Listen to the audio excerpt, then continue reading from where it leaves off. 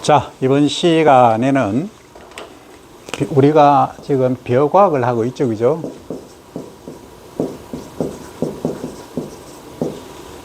영어로 하면 Rise Science 2입니다, 그죠? 비어과학을 하고 있는데, 여기서 가장 우리가 스마트한 방법으로 파밍을 하겠다 하는 데 있어서 어떻게 하면은 economically viable 하느냐, 경제성 있게 농사를 지을 거냐 하는 데에 관한 공부를 하고 있어요, 그죠? 하는데 지금 맨 처음에 우리가 했던 것이 뭡니까? 시딩하고 그 다음 시드링을 만드는 거 했을 때 어떻게 하면은 수익 창출을 할 수 있을까? 그러니까 육묘장을 내가 운영할 거냐, 그 규모를 어느 정도 할 거냐에 관한 이야기를 중간고사에서도 문제도 나갔고 여기 집중적으로 얘기를 하고 있다, 그죠? 시드링은 자 이제 답안을 모범 답안을 내가 하면 모범 답안 되잖아, 그지? 모범 답안을 얘기하면 기본적으로 100헥타르 이상이 돼야 됩니다. 육묘장을 하려고 하면 최소 100헥타르는 돼야 돼. 100헥타르의 첫째 이제 조건이 뭐냐면 100헥타르 이상이 돼야 되고 여기에 관계되는 모든 농민분들, 단체분들하고 릴레이션십이 있어야 된다.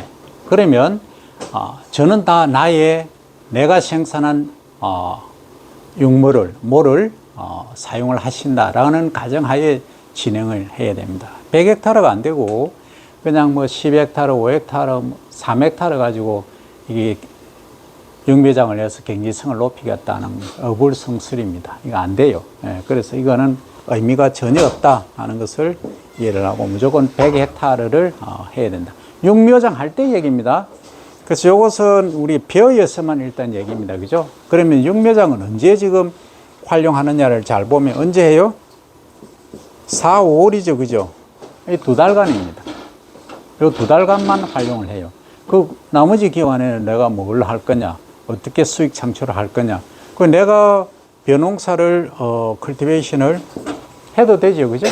내가 직접 벼농사를 지어도 되고 아니면은 내가 이때는 방제 있죠. 첫 번째, 두 번째 방제입니다. 방제 쪽을 하겠다. 그럼 방제에서 활용되는 기계들이 뭐가 있죠, 지금? 벼를 재배를 하면은 재배하는데 문제가 발생하는데 그 중에 가장 큰 문제점이 뭐예요? 병하고 해충 디지즈 하고 인섹트죠, 그죠? 인섹트가 문제가 된다. 이것만 문제가 되느냐? 또 뭐가 문제되죠? 잡초죠, 그죠?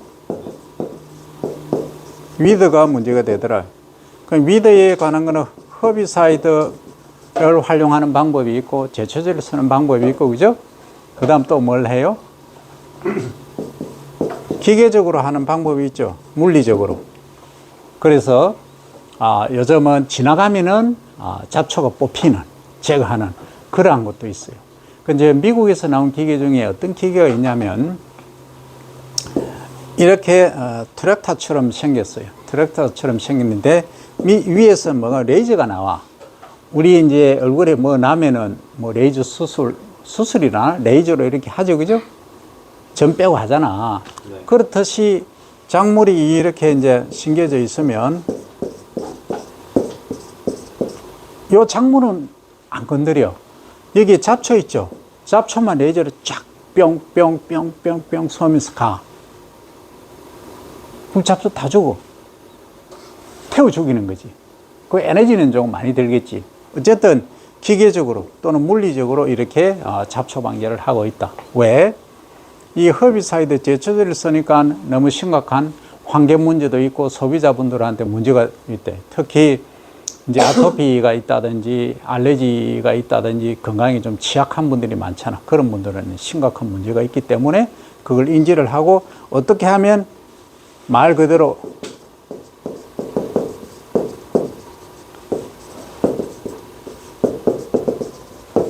이게 뭐예요? 뭐죠? environmentally friendly죠, 그죠? 환경적으로 친화적으로 이렇게 쓸 수도 있어요. environmental friendly 이렇게 LLY 안 쓸 것 같으면 이렇게 붙여서 써도 된다. 어쨌든 영어고. 그리고 친환경적으로 하겠다. 이렇게 친환경적으로 해야 이게 결국은 뭘로 간다? sustainability가 된다. 그래서 sustainable agriculture이 된다. 더 이상 소비자나 또 다른 단체, 환경단체에서 농사 짓지 마라 하는 얘기를 안 하게 된다. 이 말이죠. 그렇게 하기 위해서는 우리가 우리 자구적으로 어떤 노력을 해야 된다? 친환경적으로 갈 수 있는 방법들을 모색을 해야 된다. 그래서 지금 여기까지 가 있다. 그러니까 벼 재배에서는 이렇게도 하지만 또 하나의 방법이 있어. 세 번째, 이 담수, 서버멀징을 어떻게 하느냐. 그러니까 서버멀징을 통상적으로 우리가 벼 재배하면 담수심을 어느 정도로 유지를 해요? 통상적으로 4, 5cm죠, 그죠? 수인기나 이런 때는 민감한 때는 어떻게 한다고? 감수분열을 하고. 요 때는 6, 7cm 이렇게 하지만 통상적으로 4, 5cm 정도를 유지하잖아요. 중간 낙수 빼고.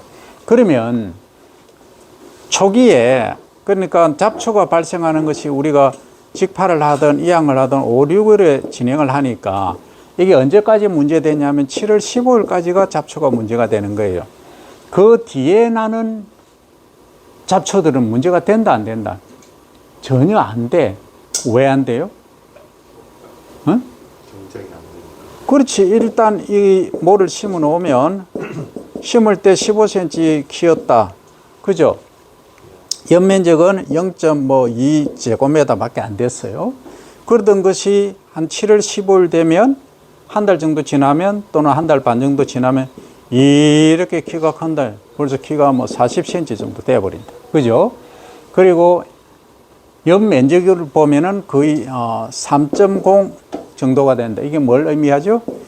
1제곱미터, 가로 1m, 세로 1m 속에 1제곱미터에 있는 이 배를 전부 잘라서, 잎을 잘라서 펼쳐보니까 3번을 덮는다. 그래서 연면적 지수라고 얘기하죠. 그걸 LAI라는 말을 쓴다. Leaf Area Index죠. 그죠? 그래서 Leaf Area Index가 3 정도 돼버리니까 통상적인 잡초들의 발화 특성은 거의 뭐합니까? 광에 민감하다. 광발화성 종자가 대부분이다. 광을 받지 못하면 발화를 못한다. 그리고 벼가 많이 자랐기 때문에 산소와의 경쟁에서 어떻게 된다? 산소가 없어. 벼가 다 먹어버리. 그러니까 1차적으로 햇빛에 의한 차단과 그리고 벼뿌리가 산소를 흡수를 해버리니까 얘들이 제대로 성장할 수가 없다. 그래서 7월 15일 이후에 나는 잡초는 벼 재배에서는 전혀 문제가 안 된다는 거예요. 그래서 초기에만 관리해주면 된다. 그러면 초기에 어떻게 할 건데? 그래서 물을 가지고 한다. 물, 서버멀징이라는 게 침수 이런 말 쓰지 말고 우리는 담수심을 깊게 유지한다. 그래서 이제 연구 결과에 어떤 잡초도 담수심이 20cm 되면은 절대 발화를 못 해요. 출현을 못 해. 발화는 하겠지? 출현 땅 위로 못 올라와. 자라지 못해. 그러면 15cm는 어떠냐? 15cm에서도 출현하는 애들이 있다. 어떤 과? 벼과가 그래요. 15cm에도. 그 다음에 10cm는 어떠냐? 10cm에도 거의 한 20, 30% 출현을 합니다. 그래서 그 미국에서는 직파 재배를 하는데 어디까지 유지를 하냐면 거의 15cm까지 유지하는 걸로 그렇게 해서 잡초 방제를 하고 있어요. 그렇게 하니까 물 소비량이 많죠. 근데 물이 많으니까 그건 문제가 안 돼. 미국은 우리하고 완전히 다릅니다. 돈이 된다 하면 바로 그 다음 날은 표현이거든. 그 다음에 영이 됩니다. 그 정도로 경제적으로 이코노미컬리 바이어블한 데는 찾아간다 이 말이죠. 코카콜라가 전 세계를 점령하듯이 똑같은 원리입니다. 그래서 여기서 보면 우리가 이제 잡초에 관한 이야기를 주로 했고, 그리고 병해충에 관한 얘기를 하고 있는데, 과거에 이제 보면 우리가 충은 손으로 잡든지, 그죠? 아니면 병은 뭐 어떻게 할 방법이 없으니까 지금 친환경 제재를 만드는 주 원료인 우리 학교의 교목이 뭐죠? 여기? 멀구슬나무죠? 그 멀구슬나무에는 해충이나 병이 있던가요? 없던가요? 없죠. 그 왜 없느냐? 그 자체에 독성이 있어. 그 얘들이, 충들이 먹으면 지가 가셔. 그거 알아. 그러니까 아예 범접을 못 해. 그게 뭘로 쓰이면 되겠다? 제초제는 지금 잡초를 죽이는 거고 충하고 해충을 죽여야 되잖아. 그죠? 인섹사이드라고, 사이드는 킬링, 죽인다는 의미죠. 그죠? 그래서 해충을 죽이는 약조로 쓰여요. 즉, 실제 그래. 그 다음에 자리공 알죠, 여러분들? 어릴 때 누나는 알겠구나. 엄마, 할머니한테 여쭤봐. 빨간 물 들이고 손톱, 색칠하는 거. 요렇게 생겼어. 잎이 이렇게 크고, 열매가 요렇게 달려서 쫙 달려가 동그랗게 많이 달려서 한 100개 정도, 보랏빛, 핑크, 보랏빛을 띠지. 소위 이제 구슬처럼 생겨서 조금의 직경이 1cm 정도 되는 자리공 한번 찾아봐. 그게 이제 미국 자리공인데, 얘가 독성이 있어요. 특히 이제 뿌리가 독성이 더 많은데, 얘를 활용을 해서 뭐 한다? 갈아가지고, 그죠? 농도를 이제 물을 당연히 타야 되겠지? 예. 그래서 스프레이 하니까 없어지더라 하는 거예요. 뭐가? 해충, 병 발생이 줄어들더라 하는 얘기예요. 그렇게 했었어요, 민간으로. 근데 그보다 더 겁나게 독한 게 있어. 저 미국 가면, 미국은 좀 이따 얘기하고, 제주도 가면은 옛날에 이제 소풍을 갈 때 도시락 사가잖아요? 그럼 젓가락이 있어야 되잖아. 그럼 젓가락이 없어. 준비를 못 해서. 그러면 옛날에 어떻게 했어? 옆에 있는 나무 가지 잘라서 썼잖아. 근데 거기서 사건이 많이 일어난 거야. 실제 그랬어요. 그게 뭐냐면 이거야. 협죽도라는 애가 있어요. 이 영어로 하면 오리엔들이라고. 오리엔들. 이게 독성이 엄청 셉니다. 내가 여기 부임하자마자 이게 이제 살충제, 살균제를 만들려고, 생물제를 가지고 하려고 연구를 진행을 했어요. 하려고 보는데 냉장고에 해가 해골 그려가지고 이래 해놨는데, 냉장고 넣는 학생들이 계속 문을 여는 거야. 이게 뭐 해골 그려놓고 해도 만지면 안 되면 해도, 안 만지면 안 되면 하면 학생들이 더 만지려고 하지. 아이고, 불안한 거야. 이거 큰일 나거든, 잘못하면. 그래서 내가 그 연구를 중단을 해버렸어. 폐기해버렸어, 그냥. 제주도 직접 가서 그걸 채취를 해왔었어. 했는데, 그 실전은 내 혼자만 이렇게 하면 되는데, 다른 사람이 같이 이렇게 출입을 한다든지 드나들면은 위험성이 있다는 얘기예요. 근데 이걸 이제 다른 독극물이나 다른 걸로 또 쓸 수도 있어. 그 리스크가 큰 거지. 그래서 중단을 했는데, 이런 것들을 이제 활용해서 생물제로 사용을 할 수가 있는 거예요. 그래서 지구상에 존재하는 거의 모든 것들에 대한 천적은 다 있다는 거예요. 천적 없는 게 없어요. 사람에 대한 천적은 뭐예요? 사람이 제일 최상위에 있잖아. 천적 없다고 생각하지. 없지만은 가장 작은 건 눈에 보이지 않는 바이러스에 인간은 뭐 된다? 종말할 수 있다, 이 말. 경험했잖아. 코로나 때 어땠어요? 면역력 약하고 연세 드신 분들 먼저, 그렇잖아. 그 정도로 무서운 거예요. 보이지 않는 것이 오히려 더 무섭다. 보이는 건 별로 안 무서워.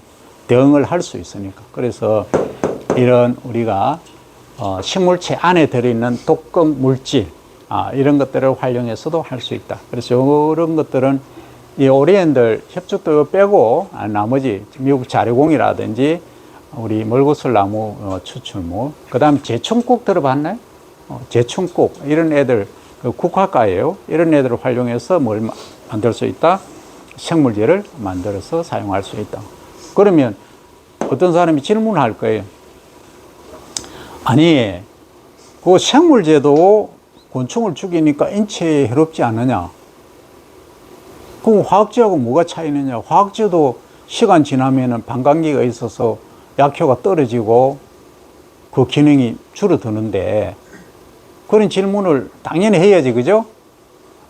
관심이 없으면 질문 안 하고. 어쨌든 그 질문에는 뭐라고 답을 할래요, 여러분들?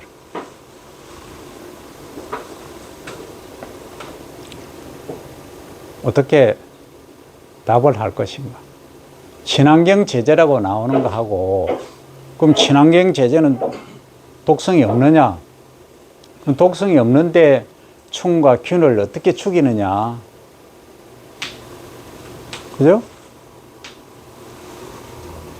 그거는 이제 효능에 따라서 달라요. 그러니까 케미칼 자체는 한번 살포하면 그 기간이 오래 갑니다. 오래 가고 이게 잔류 기간이 길어요. 반감기가 있긴 하지만 그게 오래 가. 그래야 어떻게 해요? 소비자분들이 사 쓰시지. 그 옳지고 한 3일 지나서 효과 없다 해버리면 안 사 쓰지. 그런데 친환경 제재 생물제는 그 효능이 짧아요. 기간이.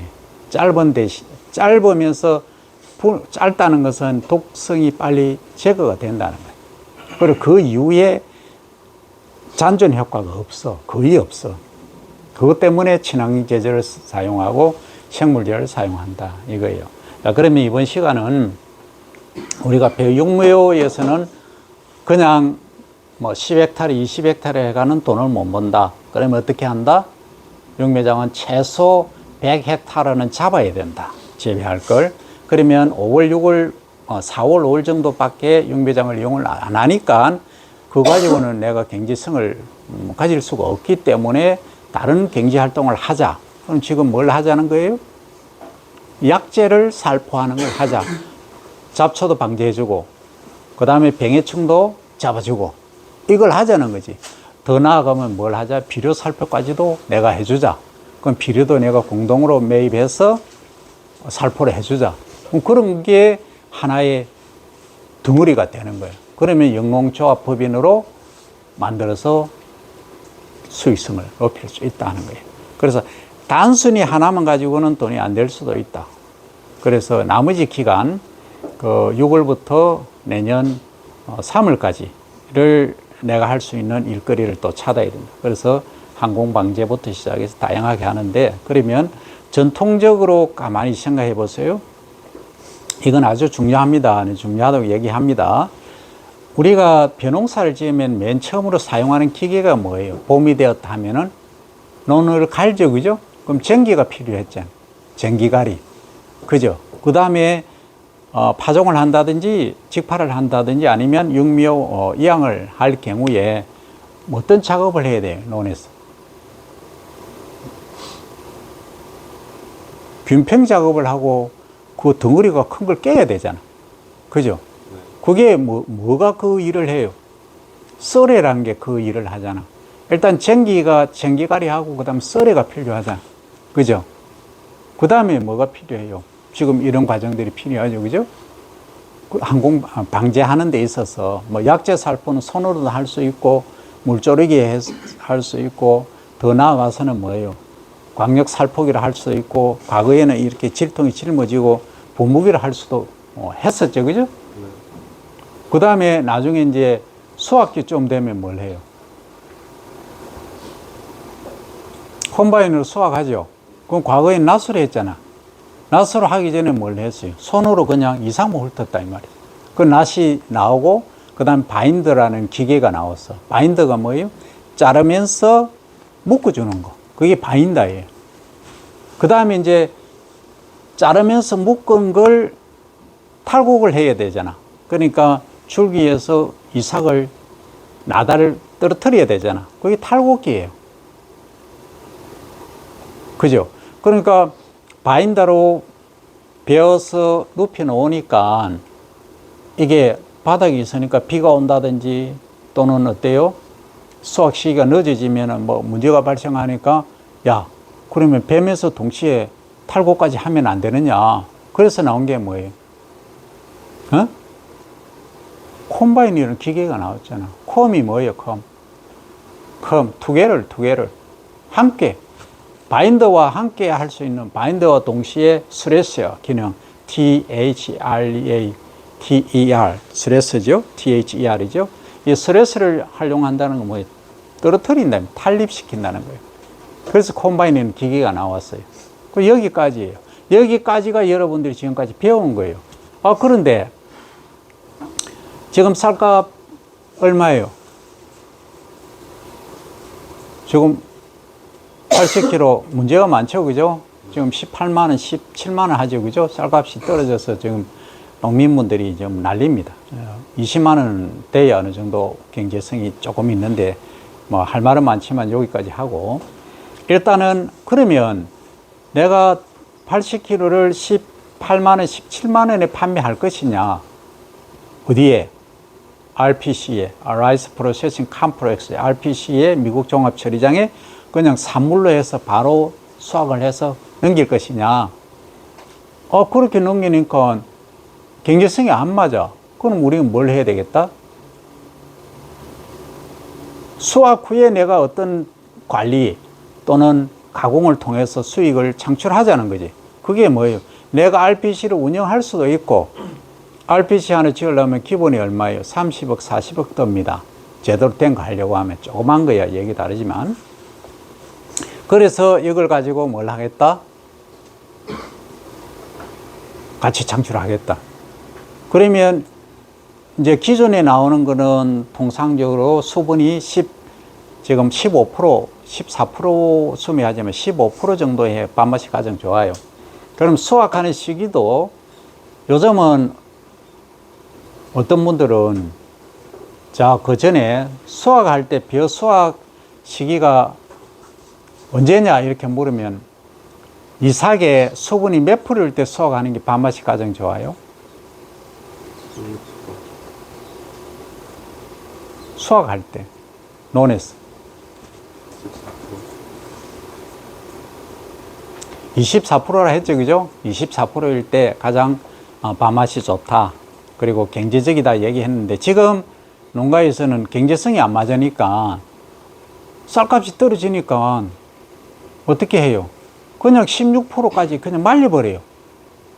물을 빼고. 그러면 오래 말린다는 것은 먼저 등숙이 된 애 있죠?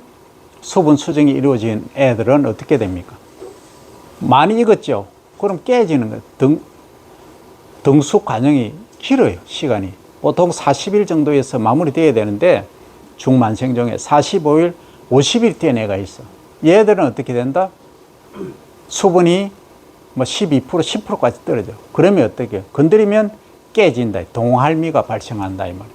또 분상질립이 발생한다 이 도전 과정에서. 그럼 이거는 경제성이 없는 거죠. 그래서 완전한 형태를 가진 완전미 쌀을 비교를 해보면 훨씬 줄어들어. 전체 수량은 무게로 따지니까 별 차이가 없는데 14%, 15% 수분 조건에서 시바르당 300평당 정조를 했을 때 650kg다 또는 620kg다 이렇게 얘기를 하지만 실제 완전한 도정하고 나서 완전한 형태의 쌀을 보니까 이렇게 수분이 15%, 16%일 때 논에서 바로 수확한 애들은 완전미율이 70%밖에 안 되는 거예요. 그러니까 수분 함량이 24%일 때 수확한 애들은 완전미율이 95%, 93% 이렇게 되는 거예요. 그럼 결국은 뭐가 이익이다? 24%일 때 수확한 게 이익이다. 근데 그렇게 하나 저렇게 하나 소비자분들이 거기에 반응이 전혀 없고 뭐 약간 깨지건 어떻고 별 관심이 없이 아무거나 사 드시면은 후자가 낫지. 그럼 15%대 수확하면은 연료비 거의 안 들잖아. 바로 탈곡해서 어떻게 해요? 그럼 바로 포장해서 판매하면 되잖아. 그러니까 건조 과정이 없으니까 뭐 한다? 아주 economically viable 그 자체인 거예요. 그래서 이런 것까지 포함해서 이제 합니다. 그래서 여러분들이 그럼 그거 가지고 돈이 되겠느냐? 돈이 안 된다. 그 뭘로 또 돈을 벌 수 있느냐? 가공을 하겠다. 그래서 막걸리가 나오고 그냥 막걸리보다는 와인이 누구나 마시니까 와인으로 한다. 그는 와인에 색깔을 넣어서 칼라 와인을 만든다. 쌀로 만든 와인. 쌀이 들어간 그는 뭐하고 접목한다? 포도하고 접목할 수도 있고 키위하고도 접목할 수 있다니. 그래서 와인, 막걸리 이런 쪽으로 어느 쪽으로든 어프로치 할 수 있게끔 한다 이 말이죠. 뭐 그것만 하느냐? 요즘 어때요? 뭐 여러분들 혹시 베트남 쌀국수 먹어본 학생 3명밖에 안 돼? 어쨌든 그게 엄청 편해 먹기가.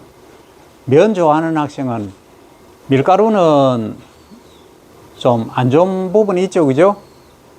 네. 아니, 짜장이나 우동 먹고 가면 소화가 잘 안 되는 학생들 있잖아. 그거 먹을 때 쫄깃쫄깃 하잖아. 뭐가 많이 들어갔어요? 글루텐이라는 성분이 얘기했잖아. 글루텐이 뭘 어떻게 해요? 위백을 코팅하죠. 그거 많이 먹으면 위가 안 좋아진다 얘기했잖아. 그런데 쌀은 그게 아니잖아. 밀가루는 물론 넣어야 이게 국수가 돼요.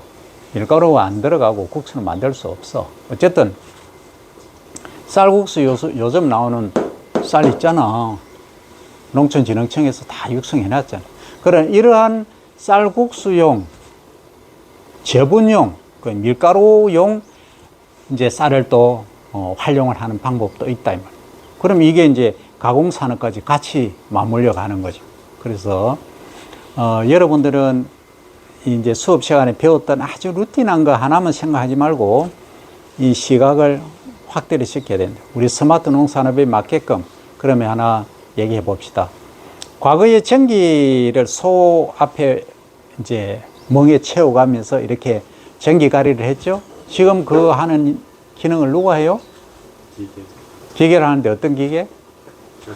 트랙터가 하죠. 네. 경운기를 하다가 지금 트랙터까지 갔다. 옛날에는 트랙터가 손수 운전했지만 지금 자율주행으로 싹 다 하고 있죠. 네. 그 다음에 옛날에 손으로 해서 막 이렇게 어떻게 했어요? 뭐 이양했죠. 네. 그럼 지금 누가 해요? 이양기가 하죠. 그럼 이양기도 과거에는 성룡이 아니고 그 뭐라 그러지? 그 걸어가면서 하는 거. 아니, 그 모내기는 하는데 이양기는 이양기인데 사람이 탈 수가 없어. 보행 이양기라고 그래요. 보행 걸어가면서 하는 거. 그런데 지금 어디까지 왔다? 성룡이 왔죠. 사람이 타고 이제 하는데 크기가 지금 14조까지 16조까지 씹는 것 기계가 있어요. 그러다가 이제 사람 안 타고 어디까지 가 있느냐?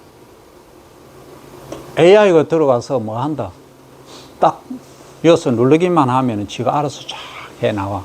그 여기 와서 뭐가 떨어졌다 하면 어떻게? 뭐만 치료주면 돼. 그럼 지가 다 해. 지금 거기까지 가 있다는 거예요. 그 다음에 아까 전기가리 하는 거 있었잖아요. 전기가리 이후에 골라주는 거 있었잖아요. 골라주는 거. 균팽 작업. 그죠? 과거에는 소에 달고 아니면 사람이 깨거나 뭐 이렇게 했었어요. 그럼 지금 그 누가 해요? 기계 무슨 기계? 트랙터에 뭘 부착해요? 로타리를 부착하는 게 막 돌아가면서 깨는 거야. 그래서 균팽 작업까지 이제 균팽이 달아서 이렇게 하는 거죠. 근데 이제 트랙터가 하는 역할을 보면 전기를 달아서 흙을 뒤집는 역할도 하고 거기에다가 전기 안 달고 로타리 날을 달면은 이게 잘게 부수면서 그 다음에 균팽 작업까지 한다 이 말. 트랙터가 그만큼 엄청난 일을 하니까 1억 5천짜리 트랙터도 있어요. 어쨌든 그렇게 가고 있다. 그리고 옛날에는 손으로 이양을 했는데 지금은 이양기가 나와 있다. 이것까지. 그 다음에 과거에는 약재 살포를 하려고 하면 뭐 질통 짊어지고 이렇게 막 펌핑하고 했잖아. 그럼 지금은 뭐예요? 광역 살포기에서 하면 쫙 뿌리면 100m까지 쫙 지나가. 그죠? 그렇게 가는데 그것도 너무 논에 가고 뭐 시끄럽다, 뭐 공동으로 해야 된다 이런 경우 생기잖아. 그럼 요즘은 선택적으로 해달라 하니까 뭐가 나왔다? 드론이라는 애가 나왔다. 그 다음 무인 헬기가 나왔다. 여기서 공중에서 떨어뜨리는 거야. 그럼 무인 헬기 활용할 때 장점은 국소적으로 원하는데 살포가 가능하죠. 단점은 양이 많이 안 뿌려지는. 그렇지. 일단은 로딩 할 수 있는, 실을 수 있는 양이 30kg 정도밖에 안 돼, 지금은. 그래서 자주 떴다 내렸다 해야 돼. 근데 이제 장점은 이제 아까 얘기했듯이 내가 원하는데 언제든지 살포할 수 있는 그런 게 있다. 그걸 맡겨놓으면 뭐 다 해주니까 그렇다. 그 다음에 단점이 또 있어요. 뭐가 있을까? 드론을 지금 운영한다고 한번 해봐, 여러분들이. 응? 바람이 많이 안 불고. 그렇지. 비 오고 바람 부는 날은 이거 못 하잖아. 못 뜨잖아. 그런 게 흠이다, 결점이다. 그죠? 그리고 이제 약재를 농도를 이제 희석할 때 고농도로 해야 되잖아. 로딩 할 수 있는 웨이트 자체가 적으니까. 뭐 보통 20kg 이렇게밖에 로딩 못 하니까 그래요. 지금 거기까지 이제 가 있다. 그 다음에 지금 어디까지 가느냐 하면 이제 드론을 가지고 예찰도 가능해요. 해충이 얼마 있다, 병이 얼마 발생했다. 여러분들 논이 뭐 100평, 200평짜리는 눈으로 봐도 되지만 1헥타르 정도 되는데 그 이어서 본다고 안 보여. 아무리 봐, 안 보여. 그러면 드론을 쫙 날리가, 야, 병해충 예찰액하면 여기서 딱 보는 거야. 쫙 하면서. 우리 눈에는 육안으로는 잘 안 보이지만 안쪽에는 지금 병이 발생하고 있거나 충이 많이 있거나 탐색이 가능하다는 거예요. 거기까지 가 있다 하는 거예요. 그 다음에 이제 아까 얘기한 수확기에 쓰이는 낫에서 시작해서 처음에 손으로 이렇게 훑다가 낫으로 베다가 그 다음 콤바인이 나오고 그 다음 뭐가 나왔다? 바인더가 나오고 콤바인이 나왔다. 그죠? 그래서 그 다음 그 이후에 이제 어디로 간다? 이 산물은 도전 공장에 간다. RPC에 간다. 그죠? 그 RPC에서는 딱 들어가면 바로 차 들어가면 전체 무게를 그냥 재요. 그냥 차 무게로. 그럼 나올 때 차 무게 재지. 그거 빼고. 톤백 있잖아요. 딱 많은 거. 그거 보통 600kg, 뭐 700kg 실려요. 그걸 톤백으로 그냥 콤바인에서 수확해가 트럭에 바로 그냥 부어가 RPC 바로 가는 거지. 거기서 이제 하나씩 내려가면서 무게 측정하는 데도 있고, 그냥 트럭으로 가서 트럭 처음에 들어갈 때 진입할 때 무게 재고, 그 내려놓고 나올 때 트럭 무게 재고, 그러면 그 전체 무게가 나오겠죠? 그 다음에 이제 그 마대자루 있잖아. 그 무게는 알아서 계산하는 거. 거기에 뭐 처음에 할 때 수분 함량을 계산하면 끝나버리죠. 그 다음에 계산할 거는 단백질 함량. 이 단백질 소비를 많이 줘서 이 품질이 별로 안 좋겠다 하면은 그거는 리젝트 되는 거예요. 아웃 시켜버려. 그럼 독일 같은 데는 어떻게 하느냐 하면은 그 맥주가 유명하잖아요. 그죠? 그 맥주보리 같은 거 수확해서 가면 어때요? 수분하고 단백질 함량 바로 체크합니다. 5분 안에 끝내버려. 그럼 단백질 함량이 지나치게 높다. 문제가 된다. 하는 경우에는 킥아웃 시키는 거. 고홈 집에 갖고 가라 이랬건데.